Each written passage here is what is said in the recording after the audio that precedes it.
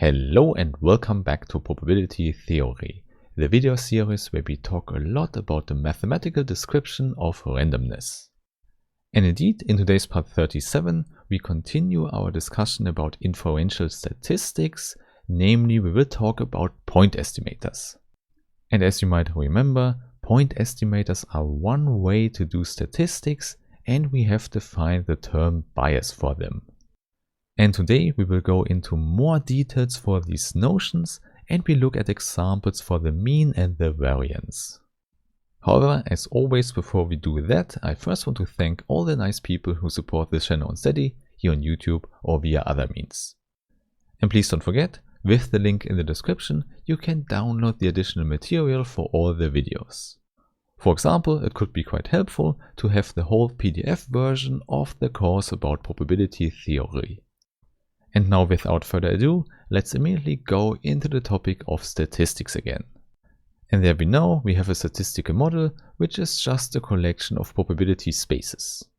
So more precisely, this Xn is a subset of Rn, and there we have our standard Borel sigma algebra. Moreover, we also have probability measures p theta on R, and then we just form the standard product measure to get a probability measure on Rn. However, the important thing here is that we have a parameter theta that goes through a whole parameter space capital theta. And usually it's sufficient to consider a tuple of real parameters here, which means the parameter space is a subset of Rk. And indeed, this means that in the case that k is not equal to 1, we have to redefine what we mean by a point estimator. And this is quite clear if we look at a short sketch what we want to do in statistics. So here we have our Xn as a subset of Rn, and a point in it is what we call a sample. So not complicated at all, it just means that we find n coordinates for such a point in the space. Therefore we immediately get n projection maps, which we can see as random variables. So the projection onto the jth coordinate is what we can call capital J. And by definition, it maps the sample space Xn to the real number line. This means when you take a sample here, you forget about everything except the jth coordinate. Now this definition is quite helpful because we get a whole sequence of random variables which are actually IID, which simply means they are independent and identically distributed. And now, as you know, the goal of statistics is to find this hidden distribution by just looking at a sample. And this works because we already have a collection of possible distributions we call p theta. Therefore, you could say we just want to find the best fitting parameter theta. So having p theta as the hidden distribution fits best to the given sample. And now in order to describe that in a mathematical way, we can look at so-called point estimators. And a common name we have for that is just a capital T with index n. However, these point estimators should actually always map into the real number line. So Tn takes a whole sample consisting of n coordinates and maps it to a single real number. And now the connection to the parameter space theta is given by a real valued function we can call psi. So this is the actual quantity the point estimator is related to. For example, it could be the expectation or the variance of our probability distribution. And that's already it. This is how we extend the definition of a point estimator for the case that the parameter space theta is not just the real number line. In that case, we can just consider different maps psi that map the parameter space theta to the real number line R.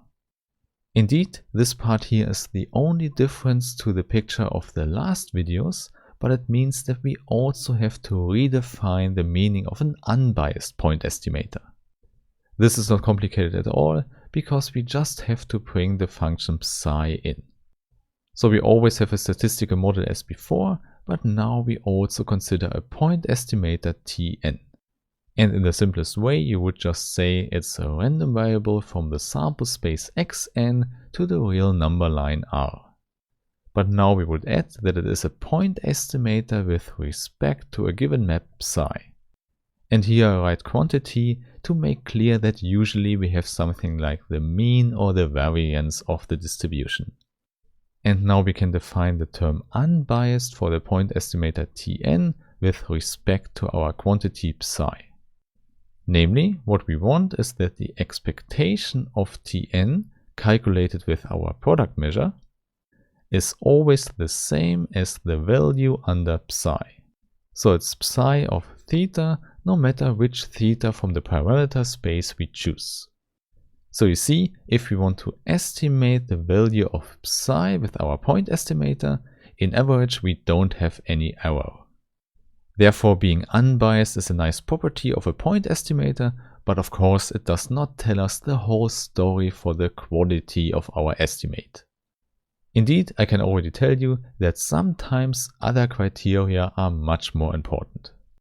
Therefore, we can look at a weaker definition where we have the unbiased property only asymptotically. And there you might already guess that we just look at the limit n to infinity. And we just want to converge to the value psi of theta, which means that if n is large enough, we are already very close to the equality.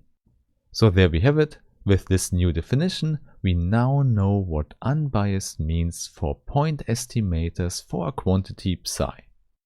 However, in order to understand the whole thing, I really think we should look at examples. And in the first example, let's take the mean, the expectation for our function psi. And for that reason, I don't want to use the letter psi, but just the letter m. So we write m of theta, which is given by the standard expectation, which means it's an abstract integral with respect to our probability measure p theta. So more precisely, we integrate the function x over the real number line with respect to the probability measure p theta. And now, as you might already know, we have a good point estimator for this expectation, which we call the sample mean. And in order to keep it consistent here, let's use mn instead of tn.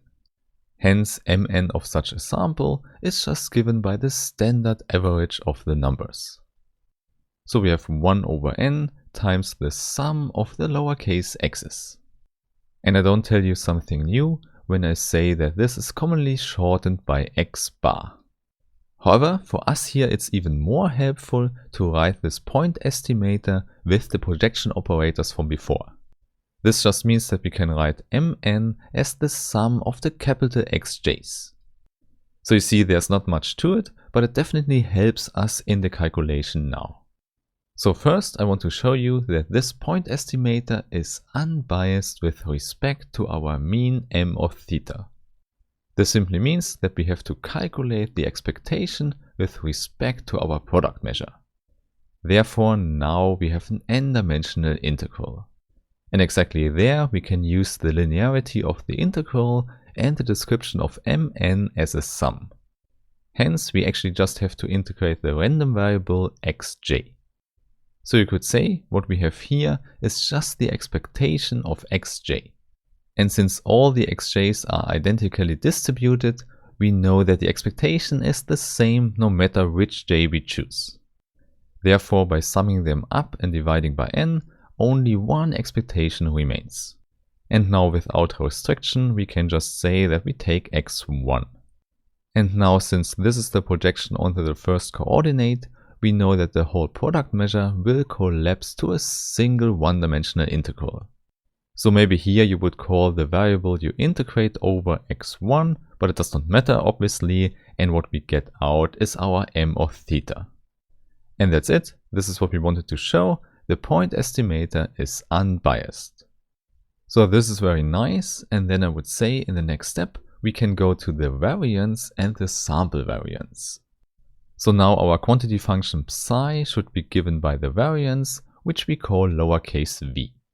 And the definition is, as always, we take the variable x minus the mean. And there the mean we have already introduced as m of theta, and moreover we square the whole difference. So there we have it. This is how we calculate the variance of the distribution p theta. And now as a point estimator, we can take the sample variance, which we can call capital Vn. And from the videos before, we already know that different definitions exist. And what we do here, we take the sample variance, which is uncorrected. This means it's just the natural definition you would choose to calculate the variance of a sample. So you take 1 over n times the sum of xj minus the sample mean. And obviously in the variance, everything here is squared. So now this is called the uncorrected sample variance because, as we will see now, it's a biased point estimator. However, this is not a big problem because on the one hand we can simply correct this bias, and on the other hand it's still asymptotically unbiased. Okay, and now as before, in the calculation it will also be quite helpful to use our projection operators capital Xj. This means our Vn here can be written as the sum of the xj's minus mn. And as before, please never forget that we have a square in all the differences. And now in order to calculate the bias of Vn, we just have to look at the expectation again. And there we can use the linearity again and push the expectation into the sum. So you see here we have the expectation of this difference squared. And now it turns out that this is already the variance of the random variable because the other term for the variance is equal to 0. And in order to keep the reference to the probability measure, we write variance with index theta and n. And here to see that this is actually the variance, we have to calculate the second term for the variance, which is the expectation of the random variable, and then this expectation squared. This means the only thing we need to do is to look at this expectation, where we can use the linearity to write it as 2 expectations. And then we are already done, because we know by the calculation from before that these 2 expectations give the same result.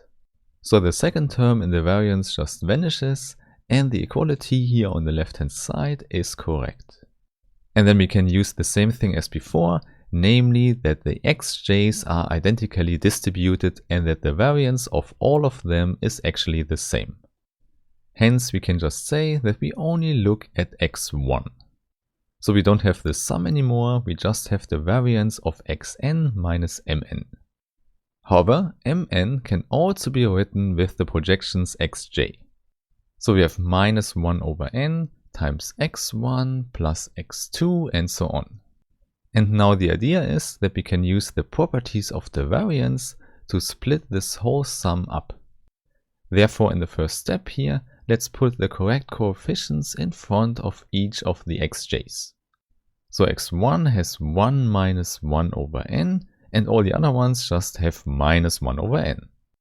And this is quite helpful because we already know that these random variables here are independent, which means we can pull out the sum.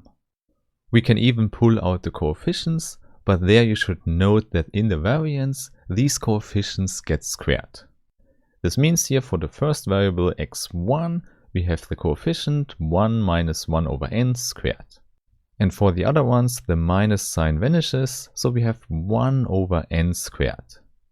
And at this point you might already expect what comes next, namely we will use the IID property of the random variables again. So this means because of the same distribution, all these variances coincide. So again, we can just say that we only consider the first variable x1. And then the coefficients here just sum up. And you see 1 over n squared, we have n minus 1 times.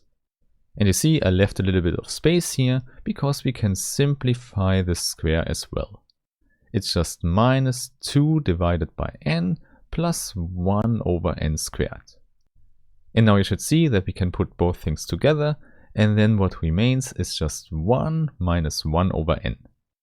So indeed, the 1 over n squared just cancels.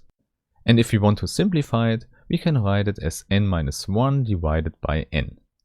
And moreover, we can also look at the variance of x1, which is given as an integral with respect to the product measure, but as before, we already know this one easily reduces to a one-dimensional integral.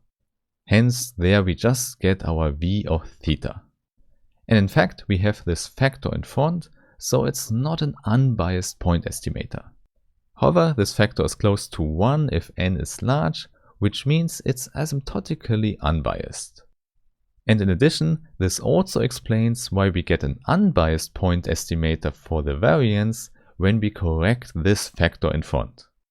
This means we just have to multiply with the inverse of this factor to get an unbiased point estimator. So this immediately leads us to the second definition of the sample variance, which is unbiased. So indeed, in fact of the factor n here in the denominator, we need the factor n minus 1. And that's all. This makes the sample variance an unbiased point estimator. So this finally explains what we have already discussed in former videos. So now you know the meaning of the bias of the point estimators for the mean and the variance. And I can already tell you that we will discuss more properties of these two important point estimators in future videos. So I really hope I meet you there again and have a nice day. Bye bye.